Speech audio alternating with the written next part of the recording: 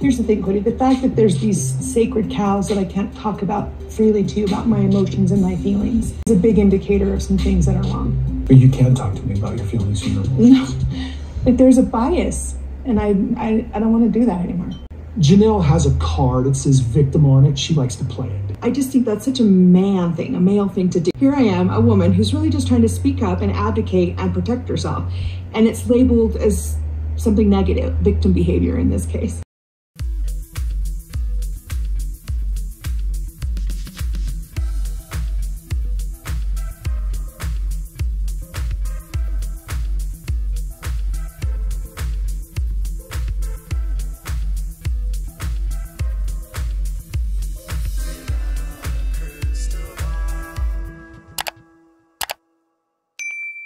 Hi friends, it's Katie from Without a Crystal Ball. Welcome back to my channel. It's Monday, November 4th, 2024. I hope you're having a wonderful day.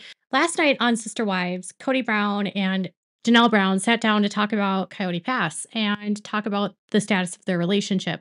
Although I don't think Janelle went to this conversation to have a conversation about the relationship. Instead, she wanted to talk about Coyote Pass.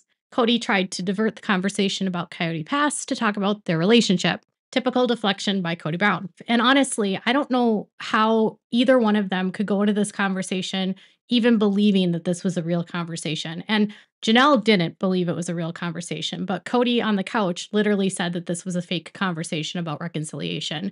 So at least Kody was admitting that he was faking even wanting to reconcile, but Janelle wasn't. Like Janelle clearly wasn't wanting to fake this conversation, and she doesn't want to reconcile. And interestingly, she made the comment that now that Mary has received a release from the church, maybe she will get a release as well. I almost don't really consider us married anymore. I mean, we're married. Well, my spiritual belief says that we're married. But yeah, let's hold on that one. No, you have to know I really struggle with how, because I know I don't want to go back, but yet I don't even know who to go ask for a release. However, I do know that Mary was able to just get a spiritual release. So maybe I can get one. A couple weeks ago, Janelle said that she didn't need a release or want a release in her talking head. And she wouldn't even know where to go to get a release after she found out that Mary had received a release. Now, a couple weeks later, she says, well, Mary got a release. So maybe this is what I can do is go get a release, even though we haven't been a part of this congregation for years. You know, I thought it was funny because Kody started laughing like, let's cut the BS here about their faith. And I think that he thinks that she doesn't believe anymore. Or maybe Kody pretends like he doesn't believe anymore. Or Kody doesn't want her to think that she should go to the church to get a release. I can't tell if he is faking his faith on the show. You know what I mean? Or if he is just trying to act like they don't need to get a release because he doesn't want another failure. I don't know. But the fact that she's thinking about it is interesting. I don't believe she needs to go to the church because this church is filled with terrible men that have horrible reputations. And I think it's awful that any woman would think that they need to get a release from men that are not there for them, don't care for them, and hurt other women and children. I think it's sad that at this point still she thinks she needs to get a release. But if she were to get a release, that would really send Kody into a spiral. And the conversation seems to take a turn at this point. And this is kind of where Kody's true colors come out. I think maybe it's just the pressure of the faith. Maybe it's the idea that I don't want to have another failure. I don't know. But I keep thinking that you and I could make this work. I think you and I would have to be different people. All I can think is that it's somehow driven by his ego. In some regards, especially coming from the culture that we come from, he's a failure to have lost all his marriages, except for the one. What do you really want to do? Do you want to build out there, or would you like me to buy? Probably the money. Imagine you're sitting at a lunch with an ex-partner, and the only reason that they want to get back together with you is because publicly it's a failure if you leave him. And in the community, he would be deemed a failure because you've left him and the marriage failed and another wife had left. And the only reason he wants to get back is because his ego says that you need to stay and he needs to save face and look like a good guy in the public. and not let down the church community and those around him. And imagine that you now are at a place where you can advocate for yourself and you're like, no, this is not what I want. She said things in this conversation like, we live on different planets. We would have to be different people. We're not getting back together. I mean, she says it in so many different, very black and white terms to Kody that this relationship is over. And he will not let go of the fact that she wants to leave him because of his ego. And if you see the smile on her face when she calls him a failure, it kind of shows to you that she knows that within their community, he looks like a chum. And that's not to say that you're comparing him to men that are not good people, right? So like it's a low bar if Kody's a chump next to men who have 8 wives that they don't actually care about. Some men are just better at controlling their wives, or the wives haven't been exposed to the outside world. And I think one of the reasons why these women feel comfortable to leave is because they have the resources. They've been exposed to communities outside of polygamy. They have friends outside of this world. They exist outside of the bubble of polygamy. And if you stay in that bubble, it's almost nearly impossible for a woman to even consider leaving. And I think Kody just got too egotistical of himself that he would be able to take these women into the real world and have them not be exposed to the real world, and then they wouldn't leave. Like, he thought that he was that good. So now he's failed and his ego is bruised. And the only reason he wants to be with her is because of his ego. It's wild. And I think this is indicative to me of him being egotistical. And, Janelle even tells him that he was selfish and self-absorbed. And that would be the biggest reason why they could never be back together. Okay, so I did call that lawyer that you talked to a few years ago because he's the only real estate guy in town. Oh. He said he would meet with both of us because he's talked to you a few years ago. And it would be simply a fact-finding thing. Like what we can do, what the constraints are. I think Janelle would do anything she could to screw me, so she's afraid I'll try to screw her. And so where I'm at is I'm bitter and I don't care. This was the moment where Kody exposed his true colors and his belief about the money, about the property, and what his plans were when it came to Janelle and Coyote Pass and any of the money and the assets that they held. As soon as she mentions an attorney, a real estate attorney, who could help them sort through the contract that they have at Coyote Pass and what they can do on the property and what they can't do. And we've talked about the issues that Coyote Pass has when it comes to building single-family homes. Their deed of trust that they signed with the lender that had been passed down for 20 plus years said that the property had to be created for commercial or for a second home. It was not ever designed for property that would not be income-based or agricultural in nature. It was never going to be a housing development. They don't have stipulations within the deed of trust to build homes that they live on. And Janelle acknowledges that this contract was a bad deal and they never should have signed it. But if they were going to ever build homes on the property, they would lose the land to the very original trust owners that put this in the deed of trust as a requirement 20 plus years ago. This has been handed down by every single owner since. And the original sale would have become null and void if any other buyer ignores that requirement on their trust. And this is why they haven't built. They can't live on single family homes on Coyote Pass. But it's this concept that she has talked to a lawyer and considered legal action where Kody finally acknowledges that he intends to screw her over with the money. He intends to not make good to her with the money. His intention has never been to be equitable when it comes to the money, and that he's taking his gloves off at this point. He will fight them. He will not be kind, and he will go to war with her. And when he said this in so many terms, it made me realize the purchase that he made of his new home that he bought with Robin. I don't believe that Robin was involved in this purchase as much as it might look. I think Kody intentionally bought this house, the new one, because Christine was going to sue him. He knew that, and he was going to get back at her to ensure that she didn't get the money. I see him doing something comparable when it comes to Coyote Pass. Even though the property has now been paid off, they haven't sold it. They haven't divided the assets, and all 4 of them remain on the title. He hasn't bought her out. None of them are going to build there. So the only way to get out of this is to sell.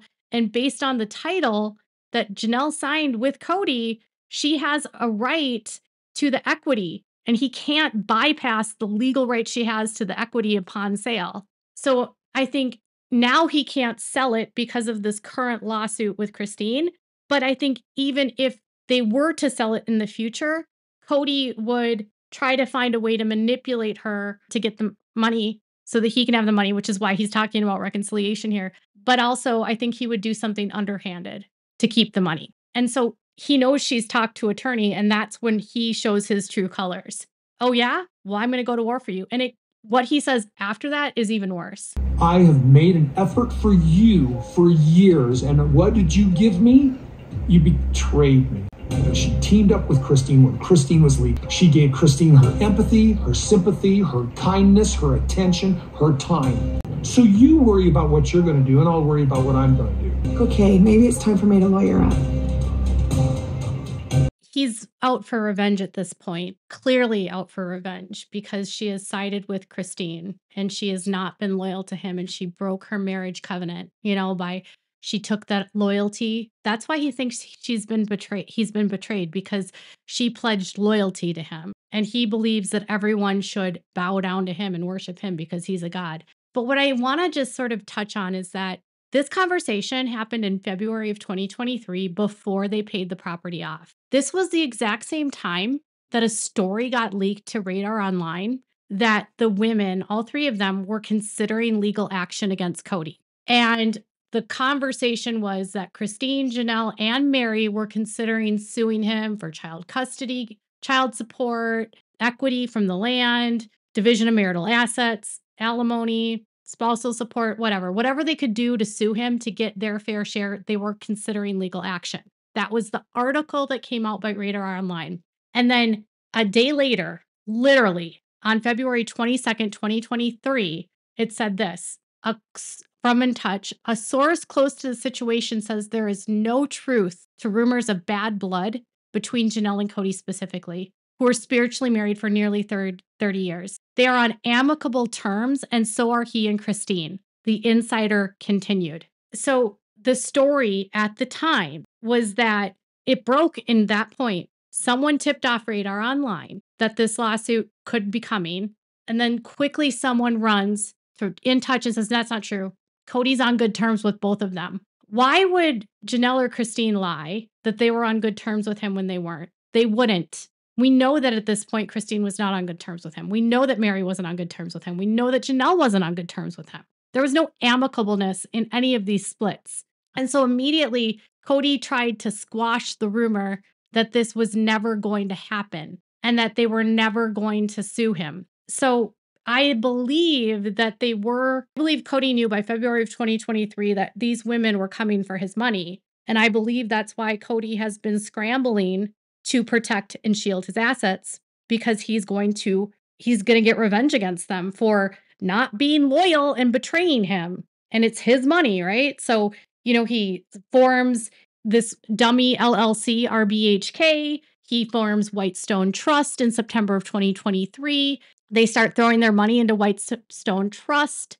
Within that time frame, he's scrambling. He needs to find a way out of his house, and he finds a way to buy a house with the money that he put into Whitestone Trust. And then Christine sues him right as he signs a contract on a new home.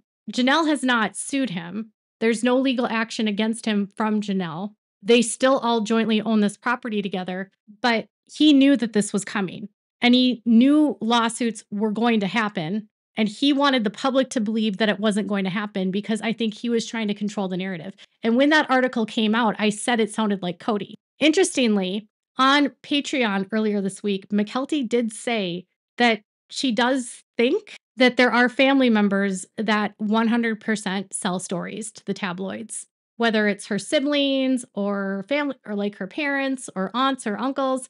There are people in this family that are 100% selling stories. And she has admitted that she has even considered selling stories to the tabloids for a payday because they have bills. So if Kody or Robin or whoever is running to these tabloids, In Touch will pay for a tip. So does The Sun. And I think Radar Online pays too. So if there's 3 outlets that are getting sources, someone's getting paid at Radar and someone's getting paid at In Touch. The Sun definitely pays.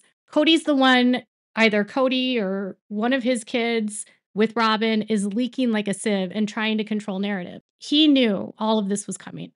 Their culture is so scared of the government. They are taught to not be involved in civil litigation, to stay out of the courts, to not report to the police. They are taught to try to bankrupt the government by bleeding the beast. And civil litigation and suing is not something most women will do. Most women that leave would stay out of the court system because of their heavy indoctrination that the government is evil, wicked, and they shouldn't want the state in their marriage, the state in their with their children, the state in their finances. They want to stay out of it unless they can actually defraud the government, which they believe weakens their strength against them. So Kody has no problem taking out loans and racking up debt because home loans are FDIC insured through the federal government, through Fannie Mae or Freddie Mac. And so every home loan that he takes out, whether fraudulently or legitimately, indirectly affects the federal government. And so he believes that by racking up all this debt and walking away from it, either through bankruptcy or whatever other means, that he is screwing over the government. And I think the lack of civil litigation and that fear of the courts is what caused a lot of delays for some of these women, because Janelle still hasn't filed. But Kody's still using that same mantra of like bleeding the beast, but now he's going to bleed the women. And so if he owes them money, like he owed the government, he'll just walk away with a bankruptcy. In this case, he'll just use their money and put it into whatever he wants. And it doesn't necessarily matter what it is that he gets as long as he gets it. And as long as they don't get it, he'll bleed their beast to weaken their power and their ability to have control over him. Kody has no morals and he doesn't abide by the laws of this world. And so if he believes that he is righteous in his dominion to do whatever he wants, he won't abide by the laws and he'll do whatever he wants, which is evidenced by the fact that he would buy a house in the middle of a lawsuit, set up a trust, set up a dummy LLC, hide assets, move money around, buy new property to avoid money being taken from him or claims, doing whatever he can to screw them over. That was his warning. If I were Janelle and I saw what he said there, I'd be like, okay, let's go. I don't know why Janelle has not sued him yet. Frankly, she should. And she hasn't. And nothing has changed with Coyote Pass other than it's paid off. But paid off, they still are in the same fight. So Janelle needs to not only lawyer up, but she needs to sue. Lawyering up is just not enough. You have to actually file the suit. Do it, Janelle. Don't let Kody destroy you. And Kody's wicked, evil side was exposed. And I think that evil side is why these women are scared of him. Anytime they say no to him, he seeks revenge. And so like, oh, okay, so it didn't work for me to convince you to get together this way. It didn't work. My charm didn't work here. This didn't work. Oh, okay, so now I'm going to destroy you, you evil witch. That's nasty. Kody's disgusting. So what are your thoughts about that? Do you think that Kody will win or prevail, or do you think the women will win? And is Janelle actually going to ever sue? Let me know what your thoughts are in the comments below. Next video, we're going to talk a little bit about Robin and Robin making Kody and Janelle split all about her and some of the weird things she had to say. Make sure before you go to give this video a thumbs up, make sure to subscribe to my channel if you haven't subscribed and click the bell so you never miss a video. Thanks for watching, everyone. Bye, guys.